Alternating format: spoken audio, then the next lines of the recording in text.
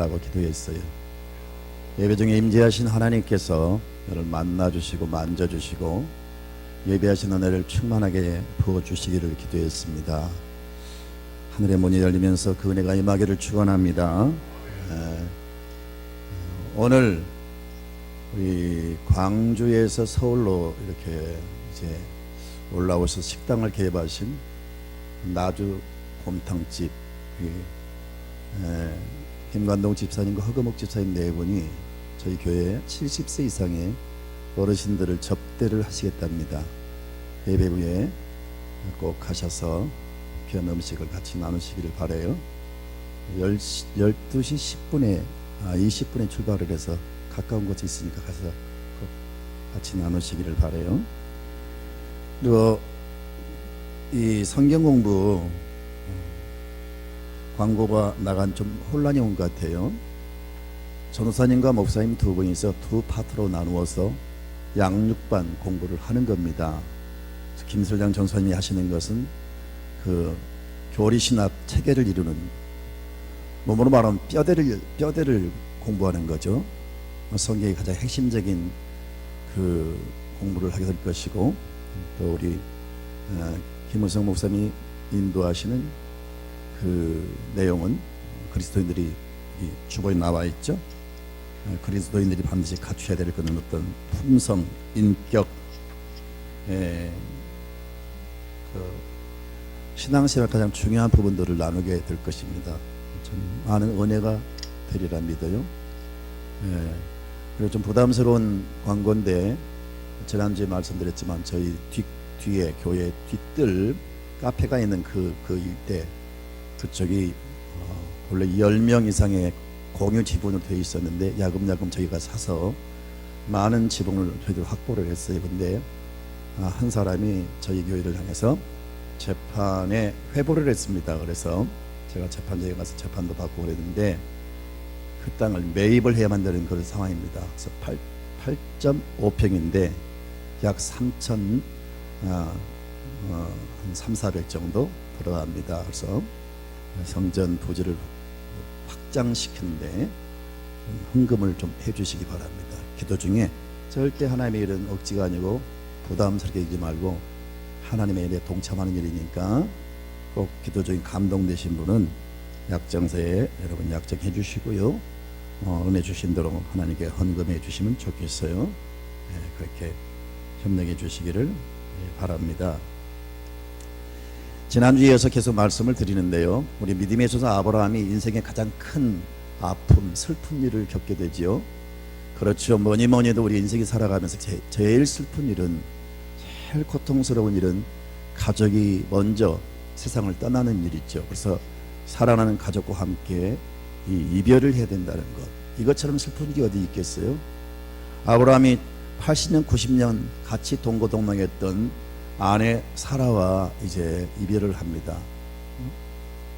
싸늘한 시체 앞에서 아브라함이 통곡하는 장면을 보았는데 얼마나 가슴 아픈 일입니까?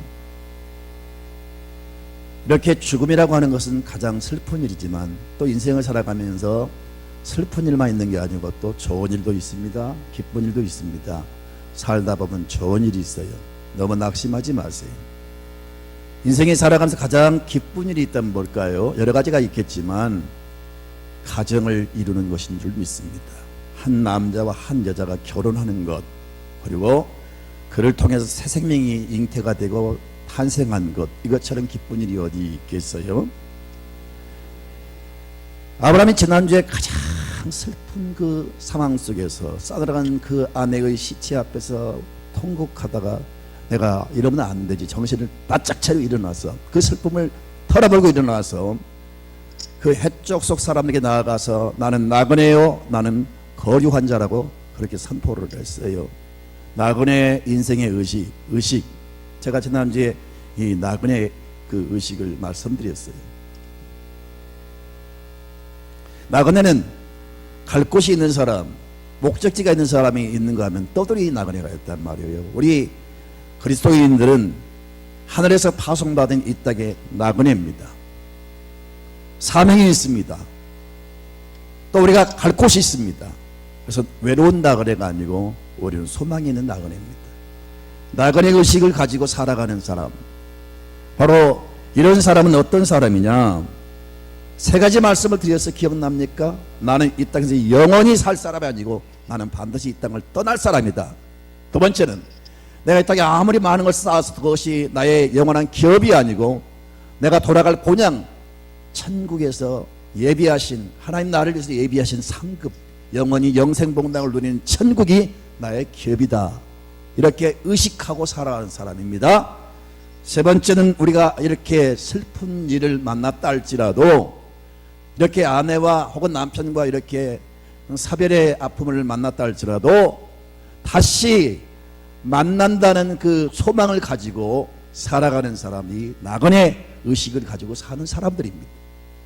이렇게 사는 사람이라야 세상을 구질구질하게 살지 않고요, 추하게 살지 않고 당당하게 살아갈 수가 있습니다. 이런 마인드와 이런 여러분 그 정체성을 가지고 사는 사람들은 어디 가도 여러분 굴하지 않습니다. 어디 가도 여러분 당당합니다. 세상을 멋지게 아름답게 살아갈 수가 있어요. 그래서 하나님께서 아브라함에게 어떤 은혜를 주십니까? 해쪽 속 사람들에게 하나님께서 그를 높이십니다. 존귀한 사람 만드십니다. 그 사람들이 뭐라고 말합니까? 창세기 23장 6절에 내 주여 당신은 우리 가운데 있는 하나님이 세우신 지도자이십니다. 이방 사람들에게 아브라함을 그들이 뭐라고 말합니까? 내 주여 당신은 하나님께서 우리 가운데 세우신 지도자이십니다. 능력 있는 왕자이십니다. 그렇게 하나님이 그렇게 위엄 있게 하시고 권세를 주시고 존귀한 사람으로 세우신 겁니다. 정말 믿음의 사람들이 올바른 믿음을 가지고 살아가면, 이런 분명한 나그네 의식을 가지고 살아가면요, 당당히 살아갈 수 있을 뿐 아니라 하나님이 그를 높이십니다. 그리고 이어서 하나님은 그 슬픔에 처한 아브라함에게 툭툭 털고 일어나니까 24장 1절을 다 같이 보겠어요. 아브라함이 나이가 많아 늙었고 여호와께서 그에게 범사의 복을 주셨더라. 나이가 들었지만 여전히 하나님께서 은혜와 복을 주신 겁니다. 젊었을 때도 은혜를 주셨지만 나이 들어서 이 노년에 이를 때에도 하나님께서 복을 주셨다고 말씀하고 있어요. 여기서 말하는 복은 원어를 보니까 큰 복을 말하는 거예요. 대복을 말하는 거예요. 하나님 노년에 큰 복을 주신 겁니다. 뭐니 해도 노년 때 복을 받아야 돼요. 아멘입니까? 제가 말씀드렸듯이 젊은이가 런닝구를 입고 뛰면요 참 멋있다고 말합니다. 참 건강하게 보인다, 멋있다, 그렇게 말하는데 늙은 사람이 런닝구 입고 뛰면 초라하게 보이고 요거도 먹어요. 노년 때 복을 받아야 됩니다. 근데 하나님이 아브라함에게 노년 때 복을 주셨어요. 한 주시면 받는 거지요. 여러분 뭐니 뭐니 노년 때 복을 받으셔야 됩니다. 그렇게 복을 주셨다고 말씀하시고, 슬퍼하는 그 아브라함에게 그 이삭을 결혼시켜서 행복한 가정을 다시 세우는 그런 또 축제의 축복을 주신 겁니다. 보세요 여러분, 인생을 살면 마냥 슬픈 일만 있는 게 아니에요. 좋은 날이 옵니다. 깊은 밤이 지나면 아침이 오듯이, 차가운 겨울이 지나면 여러분 봄이 오듯이 가다 보면 하나님이 좋은 일을 주십니다. 슬퍼하지 말고 낙심하지 말고, 좀 실패했다고 너무 기죽지 마시고, 여러분 무슨 실패했습니까? 그거 한 부분 실패한 거고요, 인생 전체가 실패한 게 아니에요. 그리고 하나님 믿는 사람은 하나님 다시 붙잡아 주십니다. 하나님께 환경을 움직이시고 하나님 역사를 하세요. 예수님을 가리켜서 7.8기 하신 주님이라 그렇게 말합니다. 7번 넘어져도 8번째 일으켜 주신 분이 하나님이세요. 아브라함에게 이제 이렇게 계속 또 복을 주신 것을 볼 수가 있어요. 옆 사람에게 인사하세요. 하나님께서 다시 당신을 일으켜 주실 겁니다. 밝은 빛이 말 겁니다. 축복의 문이 열릴 겁니다. 그러니까 어떤 경우에도 낙심하지 말고 하나님을 신뢰하시기를 바랍니다. 우리가 세상을 살아가면서 가장 중요한 일은 뭐냐? 예수를 바로 믿는 겁니다. 그 어떤 일보다 우리 그리스도인들에게는 예수를 잘 믿는 거예요.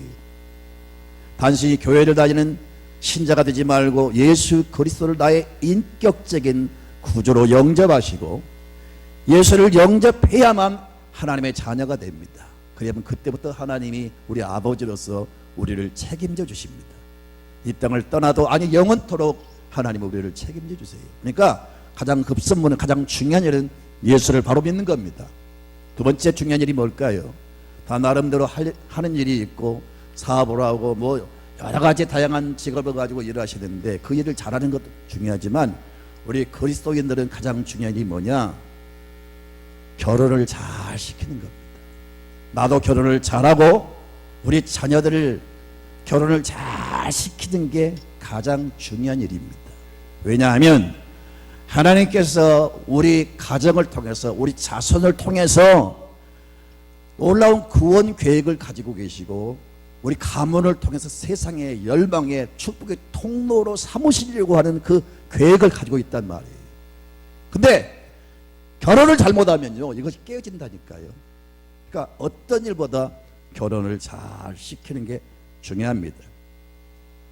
오늘은 이 말씀을 통해서 우리 믿음의 조상 아브라함이 자기 이삭 아들을 결혼시키는 이 과정을 이제 소개하고 있는데 이 말씀을 통해서 우리가 어떻게 하면 결혼을 잘 시킬 수 있겠는가, 성경이 말하는, 성경이 보여준 결혼의 원리가 뭔가, 이것을 잘 발견할 수가 있어요.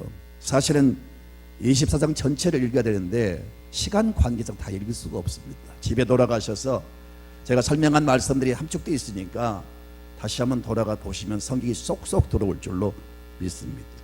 성경적인 이 결혼관, 이게 뭘까? 원리가 있습니다. 이 원리가 참 중요하잖아요. 모든 게 원리에 의해서 움직이잖아요. 하늘은 천리, 이 물질적인 물리, 우리 몸은 생리, 다 이 원리가 있단 말이에요. 이 영적인 원리가 있어요. 성공적인 가정, 하나님이 원하시는 가정, 축복의 가정을 세우는 성경적인 원리가 뭐냐? 첫째는 부모나 또 결혼하는 자신이 반드시 믿음의 가정을 세우겠다는 그런 분명한 그런 여러분 어떤 확신이 있어야 돼요.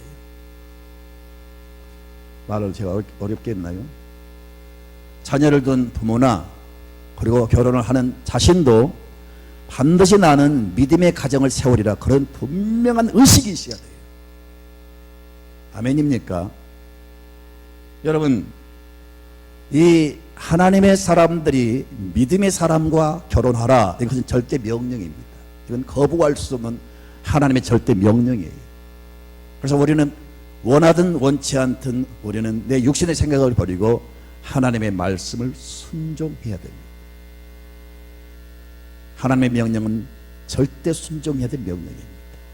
신명기 7장 1절부터 6절을 같이 읽습니다. 내 하나님 여호와께서 너를 인도하사 내가 가서 차지할 땅으로 들이시고 내 앞에서 여러 민족 헷 족속과 기르가스 족속과 아모리 족속과 가나안 족속과 브리스 족속과 휘 족속과 여부스 족속 곧 너보다 많고 힘이 센 7 족속을 쫓아내실 때에 2절 같이 읽습니다.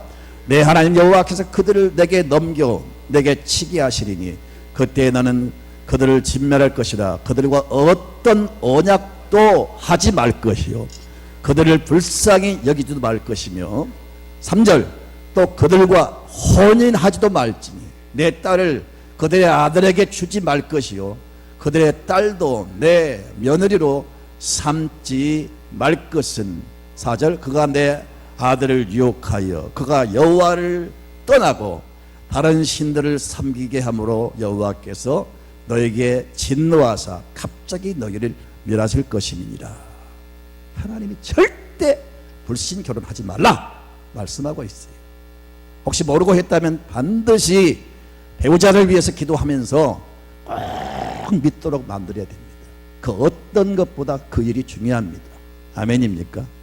그리고 결혼할 자녀를 둔 사람들은요, 자녀를 반드시 이렇게 하셔야 됩니다. 그것이 하나님 우리에게 주신 명령이에요. 그럼 내가 이 땅을 살아가면서 그 어떤 일보다 이 일을 중요시하고 이것이 나의 사명으로 알고 살아가세요. 만약에 우리가 그렇게 하지 않고 불신 결혼을 하면요, 믿음이 나로 인해서 나 때 끝나요. 나로 인해서 더 이상 이제 죄송합니다. 나로 끝나는 거예요. 그 믿음이 계승이 안 돼요. 그러면 하나님이 나와 우리 자손들을 통해서 이루시려고 하는 놀라운 계획이 있는데 그것이 딱 깨져버리는 거예요. 중단되는 거예요. 그러니까 믿지 않는 사람들은 전혀 이런 의식이 없지만 믿는 사람들은 엄청난 하나님의 역사가 있단 말이에요.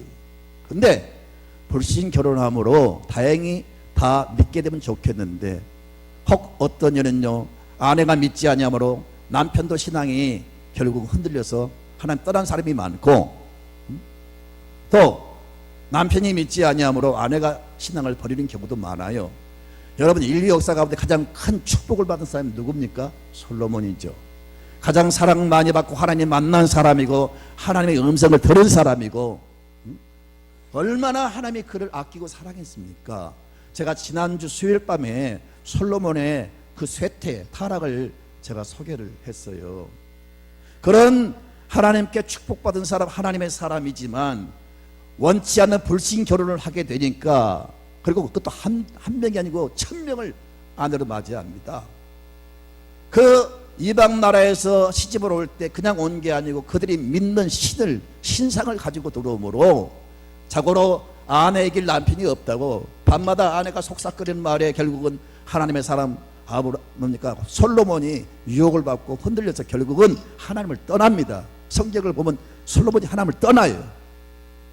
그리고 그 아내들이 가져온 신상을 세우고 신전을 세우고 그들이 믿는 우상을 혹은 귀신을, 각종 그 신을 이제는 믿는 거예요. 그리고 하나님의 성전, 거룩한 예루살렘 성전 앞에 감람산에 몰록 신전을 세우고 곳곳에 요소요소마다 신전을 세우는 거예요. 그래서 하나님이 이 모습을 보시고 분노하신 겁니다. 그래서 하나님이 그를 진노하셨다라고 말씀합니다. 그리고 결국은 그를 여러분 하나님이 버리십니다. 그를 하나님 멸망을 시킵니다. 그래서 사실 이스라엘 나라가 남쪽과 북쪽으로 나눠지기 결정적인 원인은 솔로몬 때문에 나라가 그렇게 된 거예요.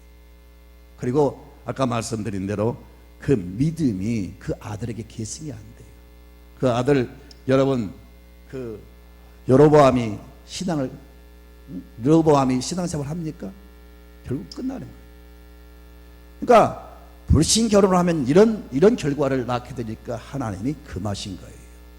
사랑하는 성도 여러분, 절대 누구를 책망한 게 아니고 우리 모두가 겸손히 받아들여야 됩니다. 그리고 어찌하든지 늦게라도 깨달았으면 믿음의 가정이 되도록 최선을 다하시고 어찌하든지 가정을 믿음의 가정으로 세우시기를 바랍니다.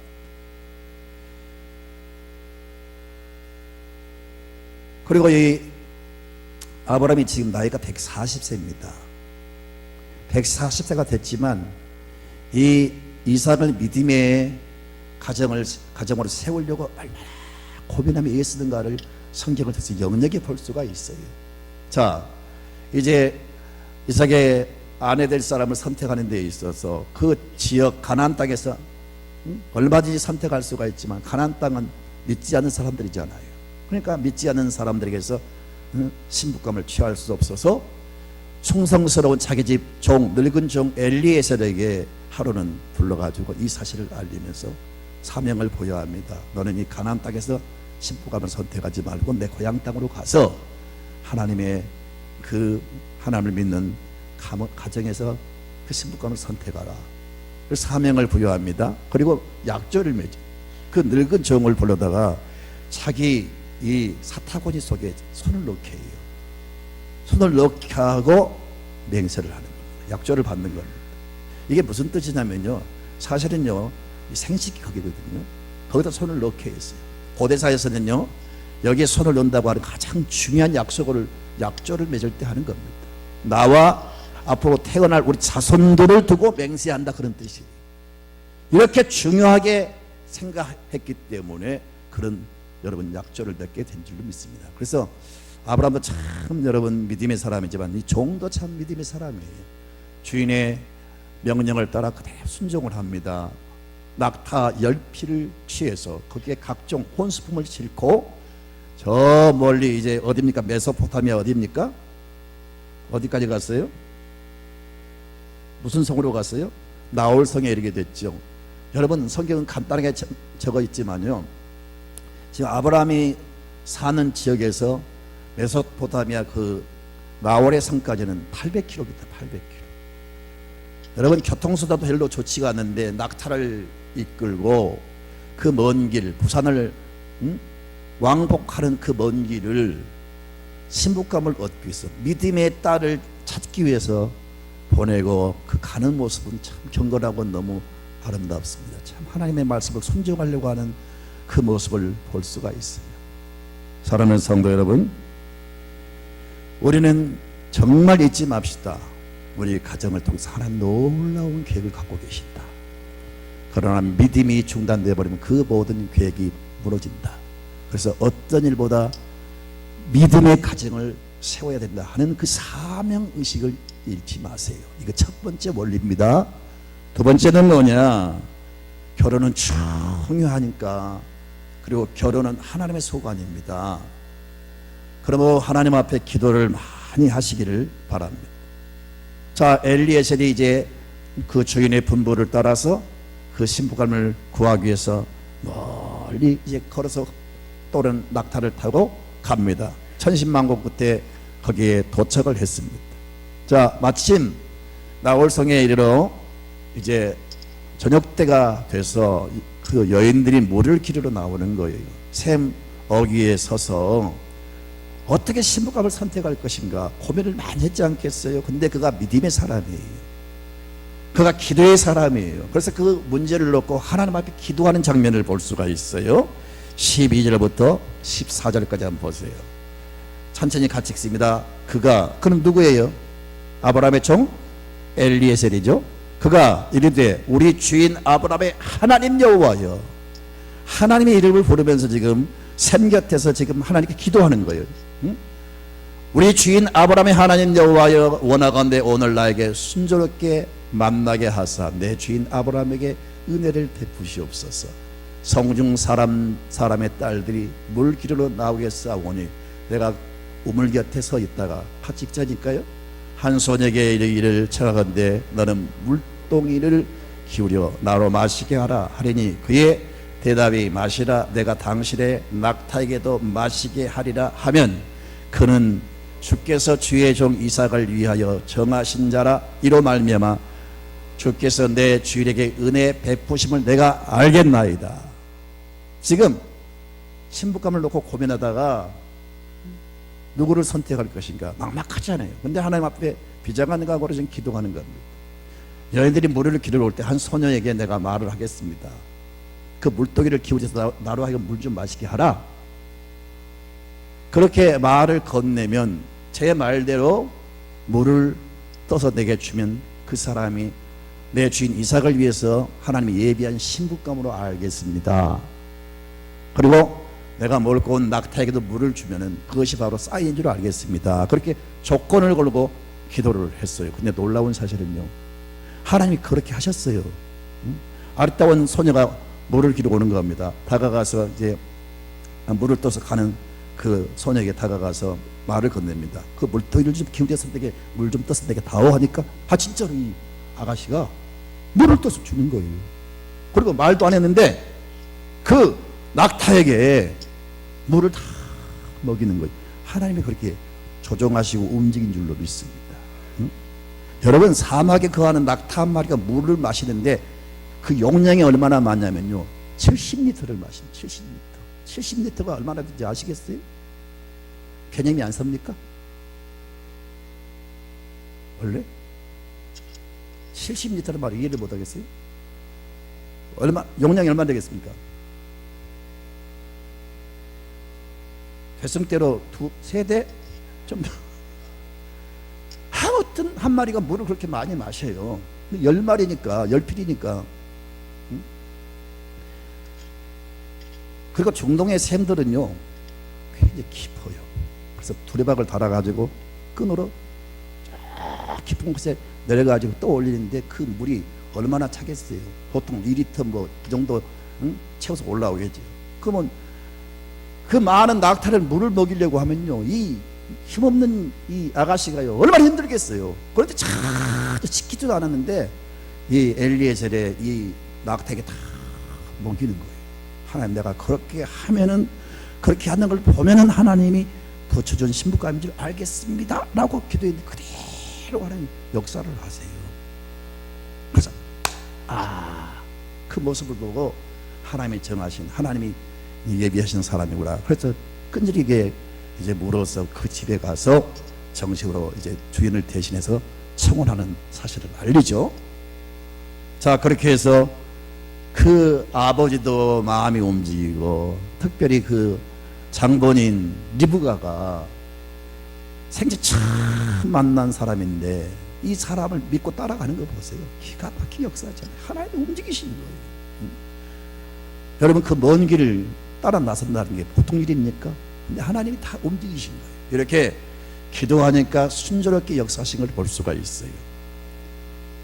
자녀 때문에 자녀 결혼을 위해서 기도한 분들이 계시기도 한데 속히 이루어지기를 바라고요. 본인이나 자녀를 둔 부모들 여러분, 이렇게 기도하면 하나님이 역사하십니다. 왜냐하면 여러분, 하나님이 그 짝을 지어주신다고 그랬어요. 하나님 붙여주신다고 말씀했어요. 성경을 보면 현숙한 아내는 여호와께로부터 온다 그랬어요. 다른 말로 말하면 지혜롭고 참으로 총명 있는 좋은 신랑감은 하나님이 주신다, 그런 뜻 아니겠어요? 하나님이 그렇게 붙여주셔야 됩니다. 기도하는 사람에게는 그렇게 역사하실 줄로 믿습니다. 아멘입니까? 여러분, 63절을 좀 보시겠습니까? 63절 시작. 이삭이 저물 때 들에 나가 묵상하다가 눈을 들어보매 낙타들이 오는지라. 엘리에셀이 낙타를 이끌고 그 먼 길에 갔다가 신부감을 지금 구해서 낙타에 싣고 개선장고처럼 지금 들어오는 장면을 이삭이 들판에서 기도하다가, 묵상하다가, 제 말이 기도하다 그 말이에요. 그 종이 떠났을 때 물론 아브라함도 어떤 거처에서 기도했을 것이고 이삭도 지금 기도한 모습을 볼 수가 있어요. 기도하니까 드디어 이루어졌습니다. 얼마나 기뻤을까요? 얼마나 기뻤을까요? 이런 기도의 응답이 임하기를 축원합니다. 서양 격언에 그런 말이 있어요. 항해하러 나갈 때는 한 번 기도하라. 전쟁에 나갈 때는 2번 기도하라. 그러나 결혼을 앞두고는 3번 기도하라. 그런 말이 있어요. 결혼이 그렇게 중요하다 그 말이죠. 아멘입니다. 여호와께서 집을 세우지 아니하시면 세우는 자의 수고가 헛되고, 여호와께서 성을 지키지 아니하시면 파수꾼이 깨어있음이 허사로다. 하나님이 가정을 세워주셔야 됩니다. 좋은 사람을 만나게 하셔야 됩니다. 하나님이 역사하셔야 돼요. 그러니까 기도하시기를 바랍니다. 제 부끄러운 가정 얘기인데요, 그냥 가볍게 여기시고 들어주세요. 제 여동생 한 명이 있는데요, 중학교를 졸업하고 마산에 가서 공장을 다니면서 야간 학교를 나왔어요. 그래가지고 결혼 때가 돼서 이제 객지에서 시골 집으로 돌아왔습니다. 정말 시골교를 섬기면서 교사를 열심히 하는 겁니다. 근데 결혼 때가 됐는데 뭐 시골에서 누구 아는 사람이 있습니까? 뭐 마음에 든 사람이 있습니까? 막막한 거예요. 근데 결혼 문제를 아주 중요하게 여기고요, 기도를 하는데 세상에 시골서요 방문을 잠궈놓고 15일을 금식을 했어요. 제 여동생이 지금도 말이 굉장히 느리고 동작이 느려요. 그래서 자기 일을 절대로 혼자 처리를 못할 사람. 근데 그 바보스럽게 기도하면 주신다는 그런 확신을 가지고 일주일 금식했는데 응답이 없으니까 또 일주일을 또 센 금식을 하는 거예요. 신랑감을 주시옵소서, 주시옵소서. 근데 금식 끝나고 나니까 어떤 남자를 딱 한 번 만났는데 그냥 만나면서 그냥 돼버렸어요. 우리 동생이 그 남자를 좋아하는 것, 남자가 그냥 환장하게 반해버렸어요. 그래가지고 급속도로 이루어져가지고 그냥 결혼이 됐는데요, 저희 집에서는 상상할 수 없는 일입니다. 자신에게 어울리지 않는 남자를 주셨어요. 국립대학을 나오고요. 고시도 1차에 패스한 사람이고요. 삼성그룹에 입사를 해가지고요. 아주 능력 있는 자로 평가를 받았어요. 그래가지고 잘 나가다가 삼성그룹에서 한솔이 이렇게 분리가 되죠. 한솔이. 그래서 한솔그룹에 근무하다가 최근에 지금요 한솔그룹의 자회사 사장이 됐어요. 사장. 여러분 일이 아니까 아무 감동이 없지만 우리 집안에는 엄청난 일이. 여러분 유명 그룹에 여러분 대그룹에 그 계열 회사의 사장이 됐다니까요. 놀란 일 아닙니까, 여러분요? 우리 동생이 그런 남편 만날 수 없다니까요. 장로가 돼서 결혼해가지고 3남매를 낳았는데 딸은 의사가 되었고요. 아들은 이랜드 그룹에 아주 중요한 요소의 집 앉아있어요. 연세대를 나와가지고. 그리고 세 번째 아들은요 교사가 돼가지고 아주 단란한 행복한 가정을 이루었어요. 가까이 살아요. 가까이 살아요. 내가 설교를 못해서 우리 교회 안 오는데 아무튼 지금 축복을 잘 누리고 있어요. 귀한 일 아닙니까? 지금 말씀드린 요지는 뭐 다른 게 아니고 그 시골에서 아무 소망이 없는 그 시골 골짜기에서 그냥 금식하니까 하나님이 그냥 붙여버린대요. 부처가 떨어지지 않도록 만들어버린 거예요. 기도하세요. 그럼 역사하십니다. 두 번째 원리가 결혼은 중요하니까 이건 하나님이 역사를 하셔야 되니까 기도하자가 말이에요. 기도를 많이 해야 됩니다. 세 번째 원리는 뭐냐? 배우자를 고를 때에 상대방의 외모를 보지 말고 성격과 인격을 보셔야 됩니다. 그 됨됨이를 보셔야 돼요. 자, 이 중요한 말씀이 나옵니다. 21절을 보세요. 21절 시작. 그 사람이 그를 묵묵히 주목하며 여호와께서 과연 평탄한 길을 주신 여부를 알고자 하더니 그가 누굽니까? 종이. 누구를 지금 주목해서 보는 겁니까? 리브가를 자세히 지금 주목해서 보는 거예요.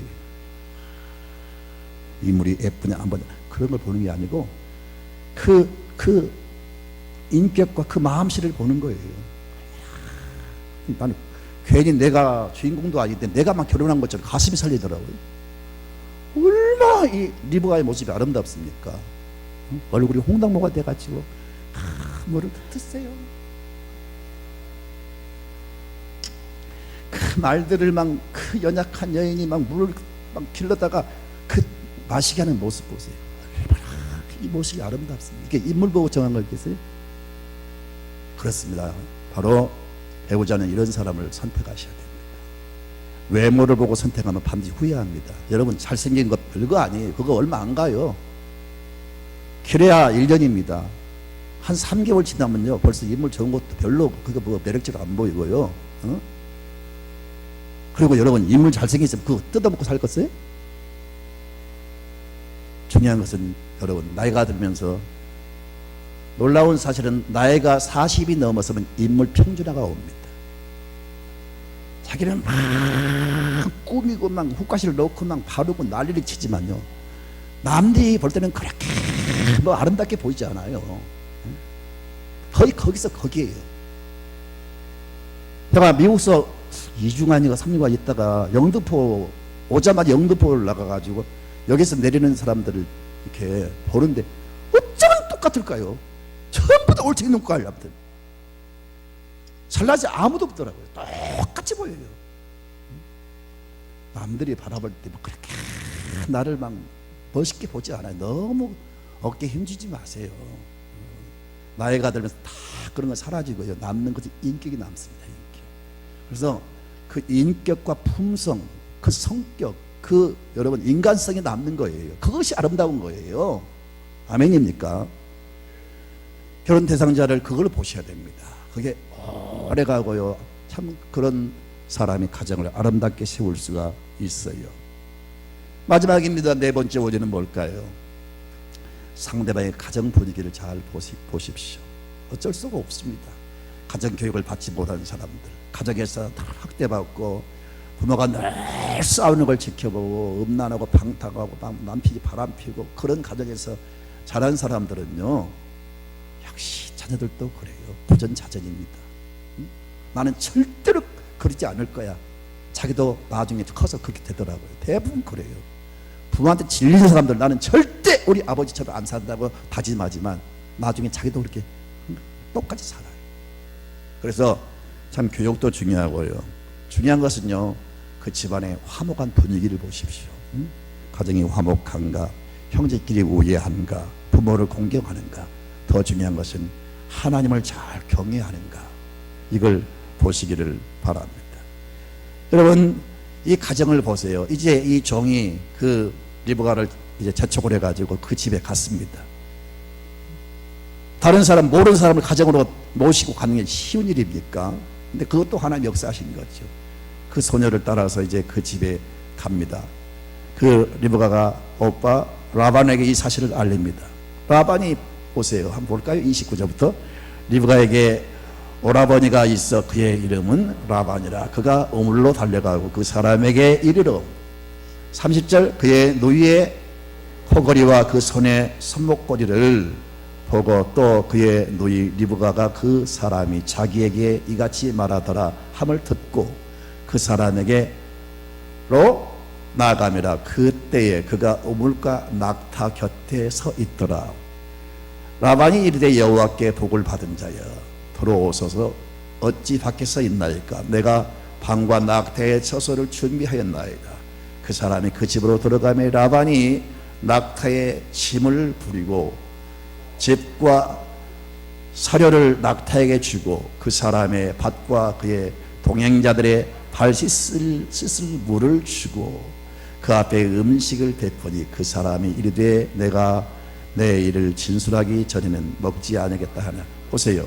지금 그 오라버니 누굽니까? 라반이 이 나그네를 정중하게 영접합니다. 낙타의 처소를 준비했습니다. 당신의 방을 준비했습니다. 그리고 집으로 이렇게 들이면서 발 씻는 물을 떠다 바치면서 33절 보니까 음식을 베푸니, 이 주밀한 행동들, 이 모든 거 보면요, 참 가정의 분위기가 얼마나 사랑이 넘치는 분위기인지, 그런 가정인지 알 수 있잖아요. 그래 안 그래요? 참 역시 여러분, 후덕한 가정이 좋은 가정이에요. 여러분, 인정 많고 사랑 있고 덕을 베푸는 그런 가정을 선택하십시오. 특히 우리는 믿음의 사람이니까. 이 라반이 그 엘리에셀을 그 종에게 뭐라고 하니까 31절에 라반이 이르되 여호와께 복을 받은 자예요. 벌써 탁 만나면서 누구 이름을 앞세웁니까? 하나님의 이름을 탁 이렇게 앞세우면서 영접하는 모습을 볼 때, 여러분, 자기는 믿는다고 하지만 사람들 앞에서 여호와 이렇게 말하는 게 쉽지가 않아요. 보통 믿음이 아니면 그런 말 안 합니다. 근데 딱 만나자마자 여호와께 복을 받은 자야 딱 하면서 환영하는 모습을 볼 때 이 가정은 믿음의 가정이, 하나님의 말씀대로 살아가는 가정이, 처음 본 나그네를 영접하는 그 모습 보세요. 얼마나 참 아름다운 가정입니까? 그러니까 그 밑에서 자란 리브가가 그걸 보고 배우면서 이 낙타에게 물을 먹이는 모습 보세요. 그 나그네한테 물을 막 떠서 대접하는 거 보세요. 제대로 교육을 받은 거예요. 그러니까 참 이 가정의 분위기가 그렇게 중요한 겁니다. 그래서 될 수 있으면 절대 기준은 아닐지라도 바로 이런 기준을 두고 선택하시면 좋을 줄로 믿습니다. 사랑하는 성도 여러분, 다시 말씀드리지만 우리가 가정을 잘 세우는 것이 하나님이 주신 사명입니다. 단순히 무슨 안 믿는 사람처럼 결혼시키는 것, 그것이 아니고, 결혼시키는 것은 거룩한, 여러분, 정말 중요한 의식입니다. 정말 가정을 바로 세우는 것 하나님의 사명입니다. 왜? 나와 우리 자손들을 통해서 하나님이 큰 계획을 갖고 계신다는 거예요. 아브라함을 세우실 때, 선택하실 때 열방의 축복의 통로가 되도록 하기 위해서, 명문 가문을 세워서 그를 들어서 그 자손을 들어서 세상을 복되게 하기 위해서 세우셨단 말이에요. 솔로몬이 여러분 이방 결혼해서 다 깨어진 것처럼 우리가 불신 결혼을 하면은요, 바로 이 엄청난 하나님의 계획이 다 깨어지고 무너지기 때문에 정신을 바짝 차리고, 부모도 또 장본인도 정말 명심하시고 네 가지 원리를 꼭 기억하세요. 첫 번째가 뭐였어요? 우리는 반드시 믿음의 가정을 세우리라. 그 분명한 결단이 있어야 됩니다. 두 번째는 뭐예요? 기도를 많이 하십시오. 세 번째는 외모를 보지 말고 그 인격과 여러분 성격을 보세요. 네 번째는 믿음의 가정을 선택하십시오. 그 가정의 분위기를 잘 보셔서 다른 것이 명분이 아니고 바로 그런 게 중요한 겁니다. 이 하나님의 원리를 따라서 결혼을 하면 무난한 결혼이고 참으로 축복된 결혼이고 마침내 우리 가정을 통해서 이루시려고 하는 하나님의 역사가 참 순정하게 이루어지고 하나님이 약속한 그대로 여러분의 가정은 명문 가문이 될 줄로 믿습니다.